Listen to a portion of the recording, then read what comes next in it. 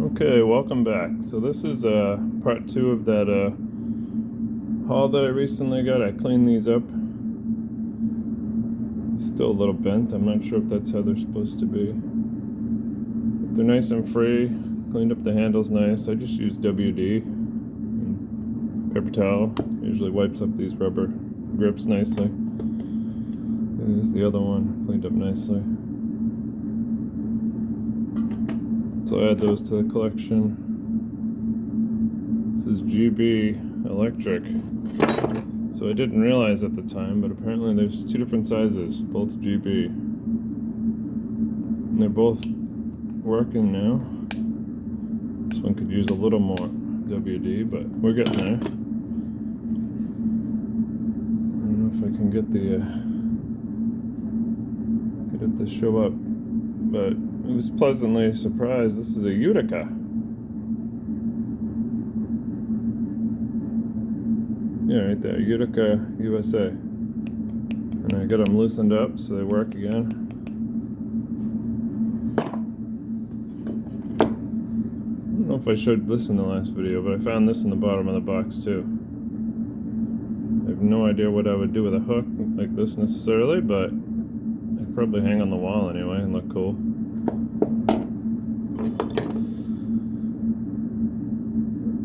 And these are the Fuller. They cleaned up really nice. I mean, the handles are damaged, the rubber. It's got like epoxy or something on there, but they're free. I mean, I could still use a wire wheel, but this is all just WD-40 and a paper towel. This thing was already moving, so I just kind of wiped it down and lubricated it. Still think it's pretty interesting how it works. I see no brands on it. Handle cleaned up fairly good. Somebody really reefed on it. You can see the marks.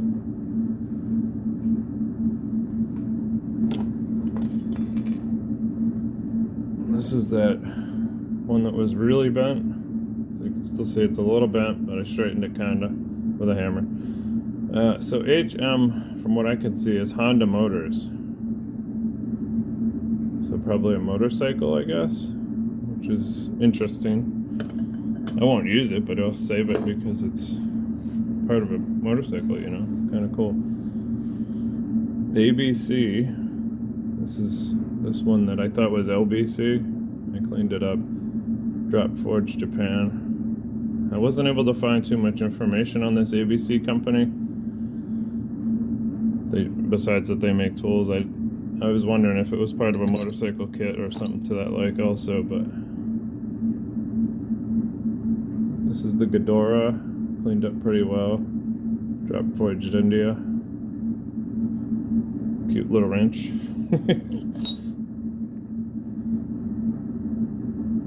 Made in the USA. So this one came out, it's a Herbrand. And it cleaned up pretty good. I mean, you can see the rust and stuff on the end, but compared to what it was, I'd say it's pretty good. This is the Westline. If you remember, it was like covered in rust. You could barely tell what it was. And thankfully the lettering was nice and thick, so you could still see what it was, but cleaned up pretty well. This is that Barklow, made in the USA. Again, it cleaned up pretty well. It definitely needs a wire wheel if you want it to look silver at all. But it's pretty flat now. It doesn't have crusty rust on it. This Fuller is still seized. I cannot get it to move much more than that.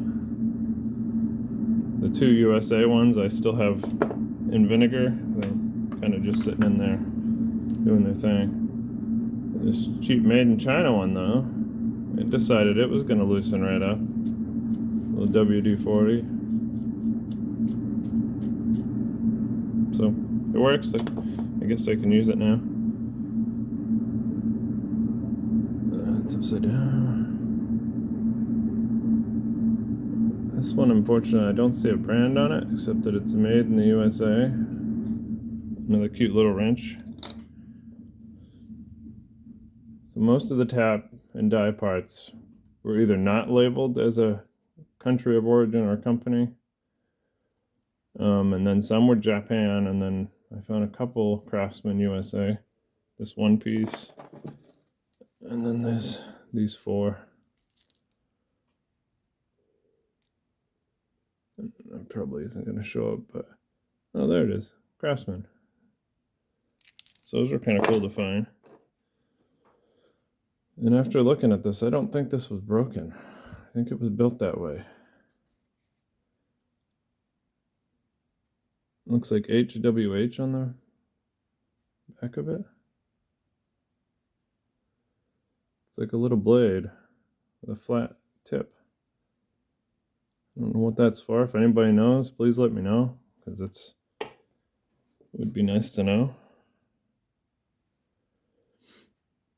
See, this is that family use, Taiwan. I'm gonna get 2 of those sockets. I find that kind of amusing. Family use. You gotta be in the family to use those. I get these loosened up. No branding, so probably just Chinese. Cleaned up the cutters a little bit. They're working.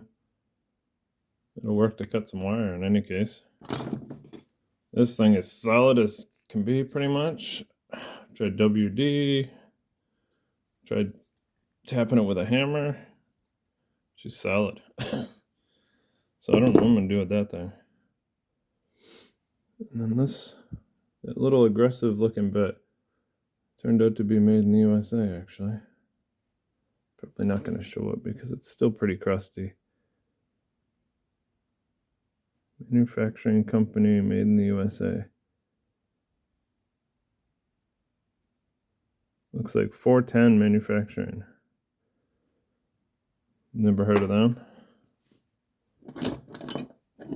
And I think that about covers it, right? Because some of the junk ones I just threw in the junk bucket. And then these are the ones I'm working on. Oh, yeah, I could show you that too. So these are those 2 unmarked, except for the M25, M30, M3. So part of the tap and die. This is all the Japanese and no name. And then this thing had no name. So I think it's all part of a tap and die set. So we'll leave that together.